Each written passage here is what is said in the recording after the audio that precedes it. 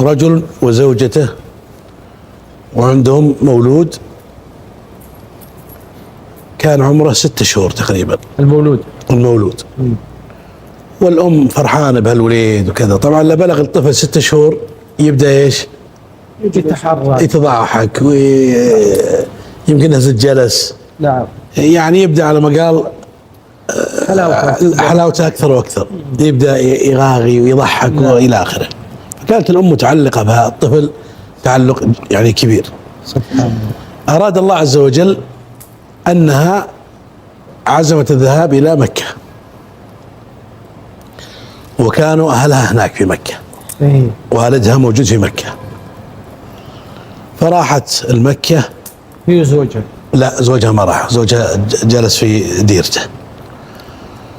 فلما ذهبت إلى مكة عند أهلها ورحبوا وفرحوا وجو مع هذا ما شاء الله اللي توهم يشوفونه عاد عقب ولادته ذيك الأيام وكذا.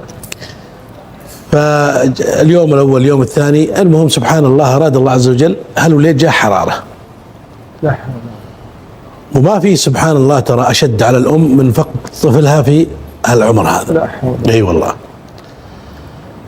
يوم جته حرارة ولا حرارة شديدة وانطلقوا به وين؟ للمستشفى. جو للمستشفى كشفوا عليه.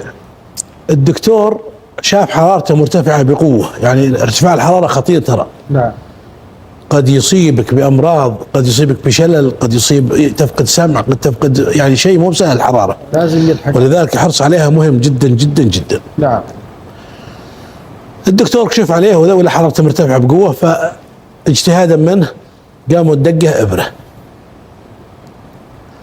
لما دقه الإبرة خذ شوي يوم ارتخى الولد كله كامل. قال لهم ها وش فيه؟ وش حصل له؟ قال والله لحظة بس لا تستعجلين. حتى الدكتور يعني انصفق، يعني ما يدري وش. المهم يكشف عليه ولا وش يقول؟ قال لها يعني أنا والله كل الاعتذار له مات. لا حول ولا قوة. يا تكفى شلون ما يصير؟ أنا جاي معها طيب حليو بس في حرارة. أمها اللي تقول ما يصير يعني زعقت. بعض الأمهات تقول لا ما مات، لا يمكن ما مات. اي من الانفعال. صح. قالها عمر رضي الله عنه لما أخبر عن النبي صلى الله عليه وسلم. اي نعم. الشاهد صيحت وبتست وكلمت والدها وكذا وقالت اللي حصل كذا كذا وشلون وش اللي صار.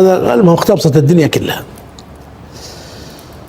قال والدها أنا أرى ابنيتي إن حنا نعجل بدفنه إكرامنا دفنه.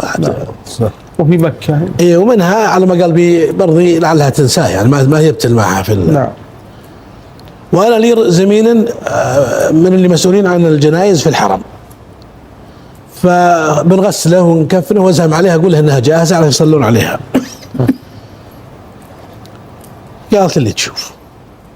زهمت على زوجها وبلغته، قالت الموضوع كيت كيت كيت كيت وشلون وش اللي حصل وش اللي صار. تعرفون فجيئة يعني في لحظتين على ما قام والدها ودق على الرجال السلام عليكم السلام. قال عندنا الطفل لنا توفي ونصلي عليه ترتب لنا امورنا صلاة المغرب ولا العشاء. قال ما يخالف خليني بشوف الوضع واعلمك.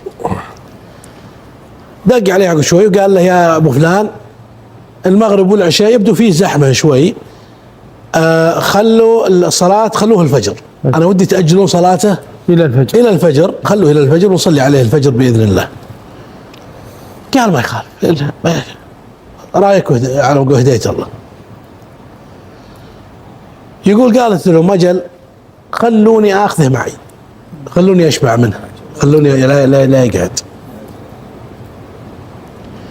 قالوا ما يخالف خليه عند سجل. فتخيلوا الأم كل الليل والوليد معها ما غير تحبب فيه تخمخم فيه، طبعا مكشوف وجهه وتناظره وكل شوي تلتفت له، وتعرف الأم بين الألم والأمل بيقوم بيصحى، يمكن انه ما مات، يمكن هذا شغلنا طبعا كلنا لا منها. نعم صحيح.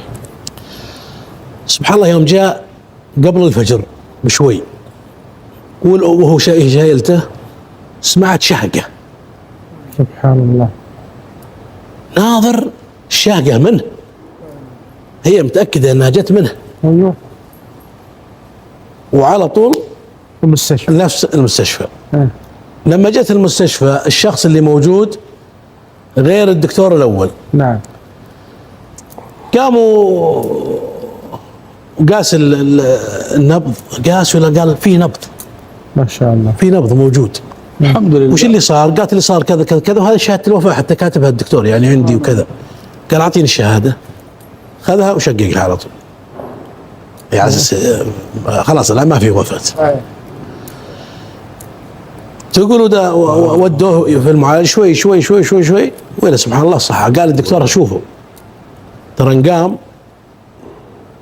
يا شلل رباعي يا بيقعد 7 سنوات 8 سنوات اقل شيء، ترى ما يمشي.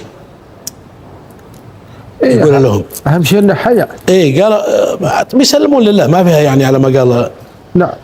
قالوا ما يخالف، انتم بس الى منها عافاها الله. عافاها الله. اي والله. سبحان الله. ويبدا ويصحصح ويعافيها الله سبحانه وتعالى. لكنه يعني قام وهو ايش؟ مشلول شلل رباعي، ويبدو انها من اثر الحرارة. هذا الطفل، الكلام هذا طبعا قبل اكثر من 50 سنة. ايوه. هذا الطفل هو اللي يروي لي القصة بنفسه. ما شاء نعم. الله. هو اللي يرويها بنفسه لي. وهو حبيبنا محمد بن صالح العمر. محمد بن صالح العمر هو اللي يرويها بنفسه. وابشركم عنده عيال وعنده ابنيات واموره زينه، فاسال الله ان يسعده في الدنيا والاخره وان يبارك له في الدنيا والاخره. اخبرني طبعا بالقصه حبيبنا الغالي عبد المحسن بن عبد الله القشعمي، ثم اتصلت على اخوي محمد بن صالح العمر وقلت له ابغى القصه، واعطانيها مباشره من لسانه.